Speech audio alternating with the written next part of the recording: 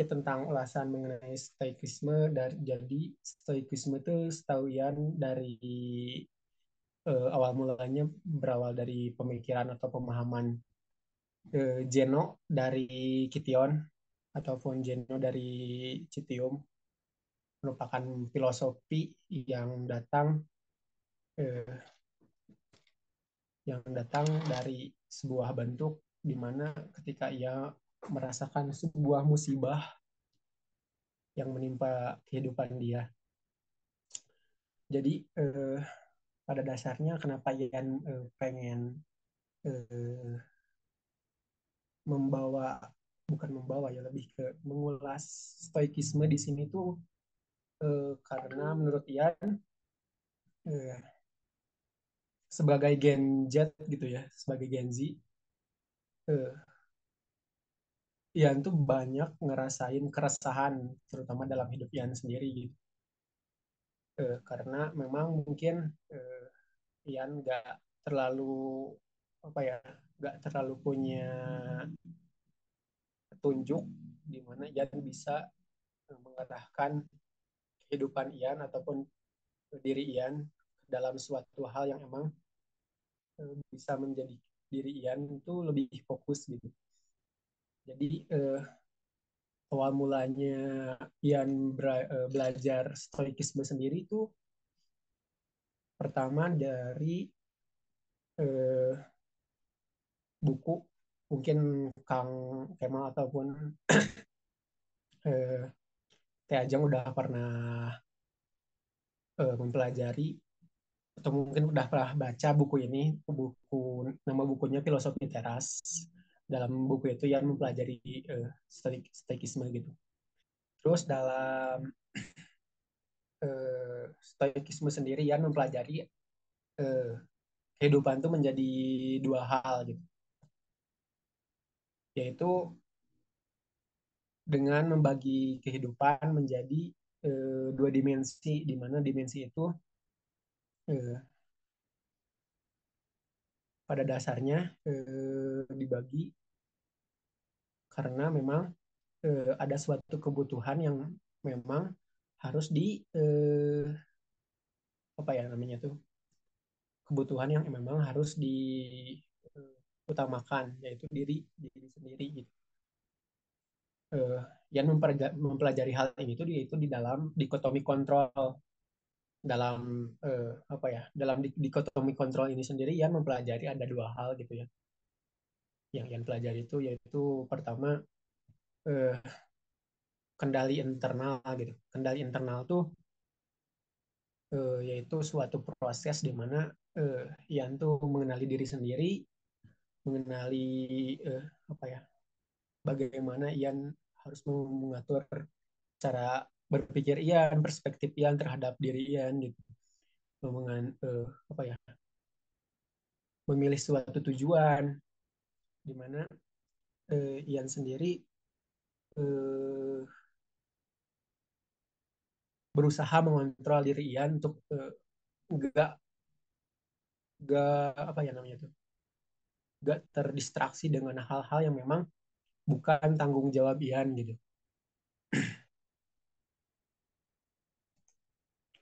Untuk dalam dimensi yang kedua gitu ya, terutama karena Ian dalam paham Ian sendiri gitu di sini, yaitu dalam dikotomi kontrol dibagi dua, di, dalam dimensi yang keduanya dimensi luar, Ian memahami bahwa eh, dalam dimensi ini tuh terdapat hal-hal yang emang tidak bisa dikontrol, seperti hal-hal yang emang eh,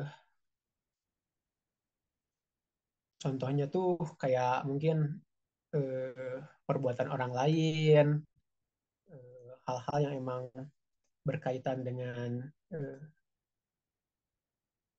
kejadian-kejadian yang emang di luar dari kontrol Ian gitu. Dalam hal ini contohnya dari pengalaman Ian sendiri, Ian dulu pernah kayak pas awal-awal lulus SMA dulu Ian pernah pernah kayak Ian tuh punya cita-cita pengen masuk gitu ke perkuliahan desain DKP, desain komunikasi visual. Sementara di lain sisi gitu ya, eh, saudara Ian, ada keluarga Ian gitu, dia tuh mengoposisi keputusan Ian, gak setuju dengan hal itu, di mana yang berakibat dalam hal ini berpengaruh terhadap di mana eh, keputusan karir Ian, di mana Ian jadi gak bisa buat masuk ke apa namanya tuh jurusan di KP ketika Ian mau kuliah, sehingga dulu pernah Ian tuh sempat mengalami konflik juga dengan saudara Ian karena hal ini, dan akhirnya pun Ian pun eh, gak jadi gitu, gak bisa buat masuk kuliah di jurusan yang Ian mau. Nah, hal ini tuh salah satu contoh yang Ian ketahui, yaitu contoh yang memang yaitu hal yang ada di dimensi luar di dalam dikotomi kontrol ini, dalam kendali eksternal, sehingga yang memang Ian nggak bisa memaksakan apa namanya tuh eh, saudara Ian buat punya pemikiran yang sama ataupun keinginan yang sama dengan Ian gitu sih, karena memang eh, dia punya perspektif sendiri terhadap hal apa yang memang baik buat Ian, walaupun padahal Ian menginginkan hal yang berbeda gitu. Jadi eh, pada dasarnya tuh yang emang bisa dikendalikan tuh cuman ya diri Ian aja, diri Ian yang dimana eh, mungkin harus bisa menerima keputusan Ian, keputusan saudara Ian, keputusan orang tua Ian, di mana eh, mereka gak mensetujui Ian masuk apa namanya tuh jurusan DKP, sehingga memang dalam hal ini yang cuman bisa Ian kontrol ya mungkin diri Ian, di mana Ian harus bisa menerima hal tersebut. Untuk dalam penerapan dari pengalaman pengalaman Ian sendiri, membangun rasa yang pertama, penerapan yang pertama Ian berusaha membangun rasa ikhlas, karena memang pertama, kenapa rasa ikhlas itu penting gitu ya, untuk seorang yang memang berusaha untuk menerapkan hidup dengan filosofi stoikisme gitu ya. Karena pertama, rasa ikhlas itu adalah apa ya, suatu bentuk penerimaan yang paling eh, pure gitu, yang paling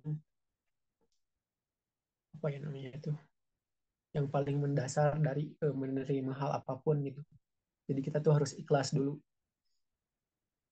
Terus yang kedua, menentukan tujuan. Untuk menentukan tujuan, jadi kenapa harus menentukan tujuan? Karena memang ketika kita menentukan tujuan, ya merasa kita tuh harus jadi masuk ke poin tiga, mengenali, berusaha mengenali diri sendiri. Dalam proses mengenali diri sendiri, eh, Ian menemukan ternyata setelah Ian kehilangan kesempatan Ian, di mana Ian memang digabolehkan buat masuk jurusan DKP dulu, Ian jadi harus mempunyai tujuan lain gitu selain hal tersebut, dan di mana eh, tujuan tersebut tuh ya mungkin tujuannya adalah tujuan-tujuan yang memang eh, bisa bisa Ian capai. Terus penerapan poin penerapan untuk yang keempat itu berhenti memikirkan hal-hal yang ada di dimensi luar, balik ke dikotomi kontrol tadi.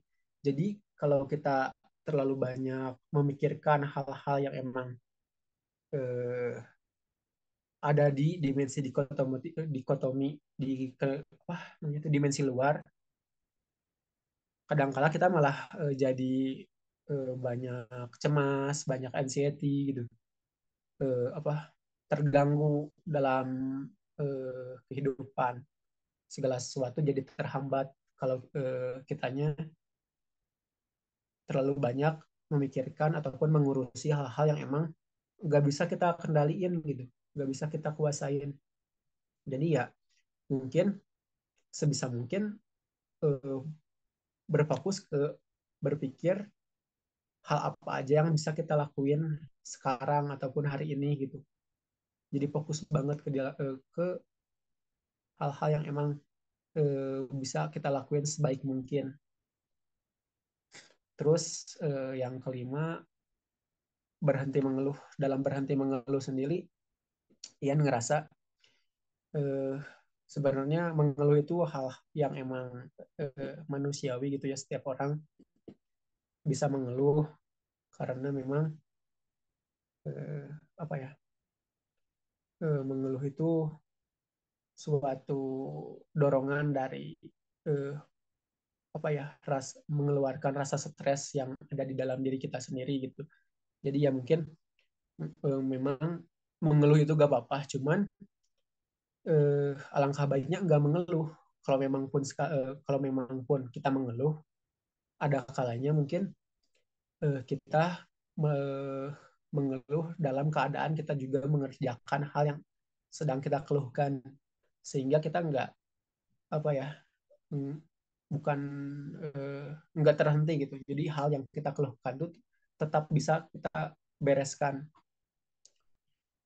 Terus poin yang keenam tuh lebih banyak mendengar. Kenapa lebih banyak mendengar? Karena memang eh, dalam stoikisme sendiri yang mempelajari ternyata eh, lebih banyak mendengar itu ternyata kita juga jadi lebih banyak berbicara, mungkin karena emang eh, tujuannya tuh seperti apa yang dikatakan dari filosofi yang diutarakan sama Marcus Aurelius. Manusia diciptakan dengan telinga, dua telinga dan satu mulut, sehingga pada dasarnya eh, mungkin manusia emang ditujukan untuk lebih banyak mendengar daripada banyak berbicara gitu. Jadi menurut Ian memang ya, kalau emang kita bisa lebih banyak belajar dengan mendengar, kita jadi nggak perlu buat banyak berbicara gitu. Terus poin yang ketujuh yaitu jangan berlebihan. Kenapa jangan berlebihan? Karena memang eh, menurut Ian segala sesuatu yang berlebihan itu gak baik gitu. Salah satu contohnya mungkin eh, ekspektasi kita dulu. Ian pas SMA, pas sebelum lulus SMA tuh ada pikiran buat langsung masuk ke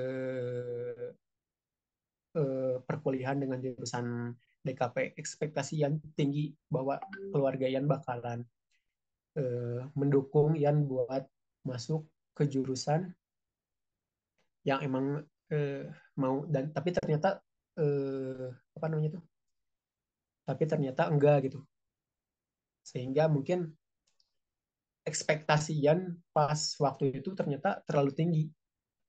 Jadi alangkah baiknya walaupun eh, kita mengharapkan sesuatu gitu ya,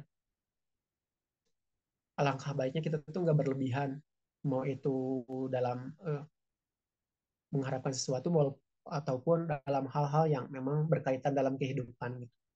Terus yang kedelapan yaitu oversharing mengenai pengembangan diri.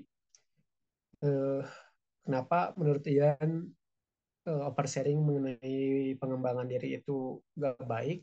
Ternyata